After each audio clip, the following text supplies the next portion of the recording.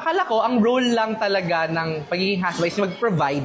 Bigyan mo silang pera. Sana naman, pag nagpagod ako sa trabaho, sana naman maganda yung atmosphere. Sana naman, pahinga ko na lang to. Kumbaga, meron na palang nakaakibat na pride. So, madaming mga husbands today, minsan mga relationships today, the wives are frustrated kasi bakit ang role lang ng father is magbigay lang ng pera and that's it, they think they're already godly men. Pero you know what? When you say dependence, relying God's word and spirit, yung husband kasi, hindi lang naman sinabi na mag-provide ka ng pera, mag-provide ka ng sweldo. But the Bible tells us na you as a father in the family, you are worth more than what you bring on the table. You should be a provider, you should be a priest, you should be a protector in the family. But you should love your wife as you love your church. Yes, nagbibigay ka nga ng pera sa pamilya mo, but your kids are starving for attention. Kapag may free time ka, gusto mo alone time, pero you don't see na parang may mga ibang aspect that you need to provide. Kailangan mag-provide ng attention sa mga anak mo, mag-provide ng attention sa asawa mo. Minsan yung prayers natin, very hollow. Tandaan natin na we're not in the gospel of grind. We are in the gospel of Jesus Christ, which calls us, bigay tayo ng love, ng care. You set the pace, you provide a spiritual direction. So,